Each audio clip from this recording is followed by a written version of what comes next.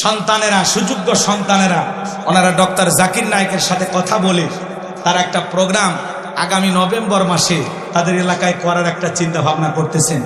Doctor Zakir Naik তিনি আগামী November মাসে বাংলাদেশে আসবেন। সাইদি সাহেবের পরিবারের আমন্ত্রণ গ্রহণ করেছেন, দাওয়াত গ্রহণ করেছেন, বলেন মারহাবা। ডক্টর জাকির নায়েক যদি আসে, কি বলেন, 2-4 লাখ মানুষ হবে কিনা? কিন্তু উনি আসবে, কথা বলবে, আলহামদুলিল্লাহ ওনার জন্য আমরা দোয়া করি। একজন ডক্টর মানুষ, তারপরে ইসলাম প্রচারের জন্য অনেক অনেক বড় ভূমিকা পালন করেছেন, কথা বলে ঠিক কিনা? অসংখ্য মানুষ তার হাতে কালেমা করে মুসলমান হয়েছেন, কথা বলে ঠিক কিনা? তার বিরুদ্ধে অনেক আমাদের মতো হুজুরেরা কথা বলে, হুজুর আপনার ওয়াজ শুনে তো 10 জনও কালেমা পড়লো না। আর উনি ডক্টর জাকির নায়েক, তার বয়ান শুনে ভারতে কত হাজার মানুষ মুসলমান হয়েছে। ভারতের সরকার তার বিরুদ্ধে গ্রেপ্তারি পরোয়ানা জারি করেছিল, তার চ্যালেঞ্জ বন্ধ করে তাকে দেশেই থাকতে দেয়নি, কথা বলেন। তার মানে তিনি একজন মাজলুম দ্বীনের দায়ী, কথা বলেন ঠিক কিনা? আমরা দোয়া করছি উনি বাংলাদেশে আসবেন ইনশাআল্লাহ। ডক্টর জাকির নায়েককেও দিন প্রচারের জন্য কবুল করেন, এটা জোরে বলেন আমিন। কষ্ট হচ্ছে আপনাদের, আমার ভাইয়েরা মন খারাপ করবেন না, কষ্ট মনের মধ্যে নেবেন না বাজান গো আমার। এইবার যখন গোপন তত্ত্ব ফাঁস হয়ে গেল, নবী মুসা আলাইহিস সালাম ডেকে বলে, আল্লাহ চাইতে গেছিলাম যাকাত, আর আমার বিরুদ্ধে এত বড় মিথ্যা অপবাদ মেনে নেওয়া যায় না।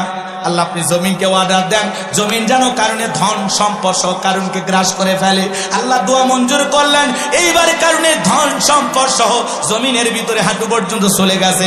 ও বলে ব্যাপার না, উঠতে পারবো। এইবার যখন মাজা পর্যন্ত চলে গেছে, কোমর পর্যন্ত চলে গেছে, ও বলে দেহে শক্তি আছে, উঠতে পারবো, ব্যাপার না।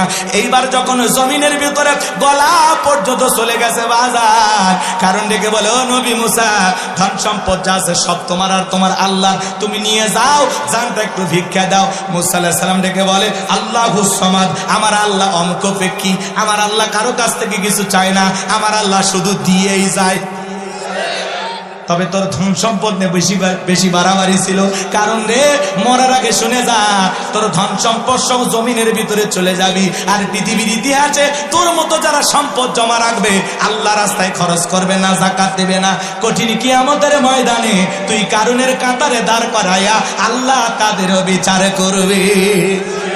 সূরা তাওবার ভিতরে আল্লাহ স্পষ্ট বলেছেন, যারা স্বর্ণ রূপা টাকা পয়সা জমা রাখে, আল্লাহ রাস্তায় খরচ করতে চায় না, তাদের জন্য কঠিন আযাবের সুসংবাদ। এজন্য বাজান, ধনী যাকাত দিলে সম্পদ কমে না, বাড়ে।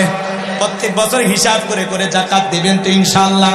প্রত্যেক বছরে হিসাব করে করে আল্লাহর কোন কোন বান্দা যাকাত দিতে রাজি, 2 হাত তুলে আল্লাহকে দেখান। আল্লাহ আমাদের সম্পদ থেকে যাকাত দেওয়ার তৌফিক দান করুন, জোরে বলুন আমিন। আপনার এই সম্পদের মধ্যে মানুষের হক আছে না নাই? আদায় করবেন তো ইনশাআল্লাহ। এইবার যুবক রেডি থাকো, 4 নাম্বার গুণাবলী। আল্লাহ রাব্বুল আলামিন বলেন, ওয়াল্লাযীনা হুম লিফুরুজিহিম হাফিজুন। মুমিন বান্দার 4 নাম্বার গুণাবলী, নিজের যৌবনটাকে কন্ট্রোল করা, নিজের যৌবনটাকে হেফাজত করা। মুমিনের যৌবন হোটেলে বিক্রি হতে পারে না, পার্কে বিক্রি হতে পারে না। মুমিন কোনোদিন বিয়ের আগে অবৈধ কোনো প্রেম ভালোবাসা করতে পারে না। আল্লাহ শিশুকালের হিসাব নেবেন না, হিসাব নেবেন যৌবনকালের। কথা কয় না, কথা কয় না। যৌবনকালে আমরা শয়তানের ওয়াসওয়াসায় পড়ে গুনাহ করতে ভালোবাসি, আর যৌবনকালের ইবাদত আল্লাহ পছন্দ করেন। কে পছন্দ করে? এই যুবক এদিকে এদিকে খেল কর। শয়তানের ওয়াসওয়াসায় পড়ে আমরা গুনাহ করতে মজা পাই, মজা পাই। শয়তান গুনাহ আমাদের সামনে মজা মজা ভাবে উপস্থাপন করে, সেই মজা লাগে গুনাহ করতে, কিন্তু একটাবার চিন্তা করি না এই রঙের যৌবন একদিন জং ধরে যাবে, এই কাঁচা দাড়ি একদিন সাদা হয়ে যাবে, টাইট চামড়াটা ঢিল হয়ে যাবে, কথা বলে ঠিক কিনা? থাকবে না, থাকবে না, কিচ্ছু থাকবে না, সব শেষ হয়ে যাবে। আল্লাহকে ভয় করতে হবে, কথা বলেন। হযরতে আলী রাদিয়াল্লাহু তাআলা আনহু বলেছেন, তোমরা যৌবনের তাড়নায় গুনাহ করো, একদিন তোমাদের যৌবন থাকবে না, আমলনামায় গুনাহ ঠিকই লেখা থাকবে, কথা বলে ঠিক কিনা? হে যুবক শোনো শোনো, এই পৃথিবীতে যৌবনের পরীক্ষা দিয়েছিলেন আল্লাহর নবী ইউসুফ আলাইহিস সালাম। কি নাম বললাম? ইউসুফ আলাইহিস সালাম যৌবনের পরীক্ষা দিয়েছিলেন। জুলেখা একটা গোপন কক্ষে নিয়ে গেছে, প্রত্যেকটা দরজায় তালা মারা, গোপন কক্ষে নিয়ে যা বলে দিলে বড় জালারে পাঞ্জাবিওয়ালা, হুজুর তো কিছুই বোঝে না, হুজুর সবই বোঝে, নারীর ছলা কলা বোঝে না। এবার কাছে যা বলে, ইউসুফ রে তোমার চোখ দুইটা ভারী সুন্দর। ইউসুফ আলাইহিস সালাম ডেকে বলেন, এই চোখ যে আল্লাহ সৃষ্টি করেছেন সে আল্লাহকে ভয় করো। আল্লাহ আকবার বলে। একটা গোপন রুমে ইউসুফ আলাইহিস সালাম আর জুলেখা। এখনকার যুবকের এরকম চান্স পালে কি করবে? কথা কন, এরকম চান্স। এখনকার যুবকের এতটা নোংরা হয়ে গেছে, বাসের ভিতরে গণধর্ষণ, সিএনজিতে গণধর্ষণ, রেল লাইনে ধর্ষণ, পাট খেতে ধর্ষণ। কথা কয় না কেন? প্রেম করছে এক যুবক, প্রেমিকাকে নিয়ে গেছে দেখা করার জন্য, আর 8-10 জন বন্ধু বান্ধব মিলে প্রেমিকাকে গণধর্ষণ করে, ধরে কর নাউজুবিল্লাহ। এই সমাজে এই অপরাধগুলো কমছে না বাড়ছে? এই বাংলাদেশকে যদি ধর্ষণ মুক্ত করতে চান, তাহলে আল্লাহর কোরআনের আইন দিয়া এই জিনাকারী নারী পুরুষের বিচার করা লাগবে। একজনের যদি আল্লাহর আইন দিয়ে খালি বিচার করা যেত, এই দেশের যুবক ধর্ষণ করা দূরের কথা, নারীর দিকে বাঁকা চোখে তাকানো দূরের কথা, ওই যুবকের স্বপ্ন দোষ বন্ধ হয়ে যেত। কথা বলেন ঠিক কিনা? আল্লাহর বিধান চালু না হওয়া পর্যন্ত ধর্ষণ মুক্ত বাংলাদেশ কেউ করতে পারবে না। ধর্ষণের সর্বোচ্চ শাস্তি কি? মৃত্যুদণ্ড। কথা কয় না? ফাঁসি। কিন্তু আজ পর্যন্ত কয়েকজন ধর্ষকের ফাঁসি হয়? ধর্ষণ করছে, অপরাধ প্রমাণিত হয়েছে, 2-3 দিনের মধ্যেই বাইতুল মুকাররমের সামনে নিয়ে এসে দেশের সর্বোচ্চ আইন অনুযায়ী, আল্লাহর আইন তো পছন্দ হয় না আপনাদের, দেশের আইন অনুযায়ী বাইতুল মুকাররমের সামনে দিনের বেলায় ঝুলিয়ে দেন। রাত 12টা 1 মিনিটে না, ফাঁসি হবে দুপুর 12টা 1 মিনিটে। চার দেয়ালের ভিতরে ফাঁসি, কলার গাছও দিচ্ছে না, মানুষও দিচ্ছে, টেকা খায় ছাড়িয়ে দিচ্ছে না, কি করতেছে আমরা কিছুই দেখতে পারি না। এলে বিচার দিয়ে সমাজ চলবি? চুরি দুর্নীতির মহা উৎসব, 16 বছর খালি দুর্নীতি, বেগম পাড়া বানাচ্ছে। এক এক নেতার কোটি কোটি টাকা ব্যাংকে পড়ে আছে, কোটি কোটি টাকার গাড়ি পড়ে আছে, এমপি মন্ত্রী সব ভেঙে গেছে। মুখ ভেলটায় বলতো পালাবো না। আছে ওরা ভাই আছে? হ্যাঁ, আপনার জেল খাটাইছে। এই যে দেখেন বিএনপির ভাইয়েরা কি নির্যাতন সহ্য করছে, বাপ রে বাপ। বিএনপি আর জামাত করা তো মামলা দিয়ে শেষ।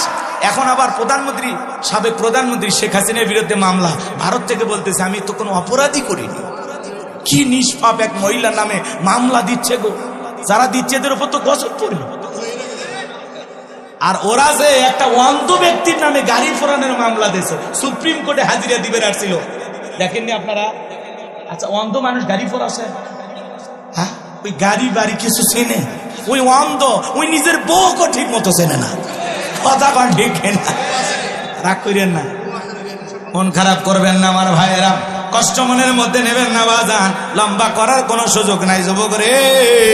আল্লাহ নবী ইউসুফ আলাইহিস সালামের কাছে জুলেখা এবার যায়, নিজের শরীরের কাপড়গুলো ছিঁড়ে ছিঁড়ে দেবতার মুখগুলো ঢাকতেছে। ইউসুফ আলাইহিস সালাম ডেকে বলে, কাপড়ে ঢাকিলে তুমি দেবতার মুখ, কি দিয়া ঢাকিবা তুমি বিধাতার মুখ।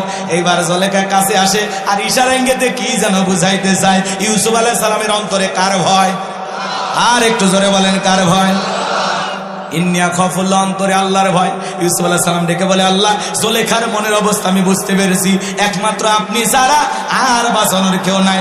আল্লাহ তোমার উপরে তাওয়াক্কুল করে নিজের ইজ্জতকে বাঁচানোর জন্য দৌড় মারার দায়িত্ব আমার, আর আপনার কুদরত থেকে তালা খুলে দেওয়ার দায়িত্ব আপনার। ইউসুফ আলাইহিস সালাম আল্লাহর উপরে তাওয়াক্কুল করে যখন এক দৌড় মেরেছে বাজান, আল্লাহ রাব্বুল আলামিনের কুদরতি ভাবে প্রত্যেকটা দরজার তালা খুলে গেছে। বলুন সুবহানাল্লাহ।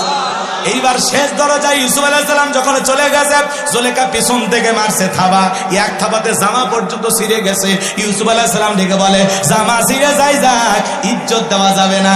এইবার শেষ দরজা খোলার পরে তাকায় দেখে যেখানে বাঘের ভয় সেখানে রাত হয়। জুলেখার স্বামী আজিজ মিসর দাঁড়ায় আছে। আজিজ মিসরকে দেখা মাত্র জুলেখা নেকা কান্নার অভিনয় শুরু করে দিল। কিছু কিছু মহিলা দেখতেন না, কথা বলার আগে কান্দে দেয়, দুনিয়াতে আমার কেউ নাই, কেউ না, বেঁচে আসো কিভাবে? কথা বল। কিছু কিছু মহিলা দেখবেন কথা বলার আগে কান্দে দেয়, এমন ভাবে কান্নাকাটি করে মামলা জিততে চায়, মনে হয় মেয়েটা নিষ্পাপ।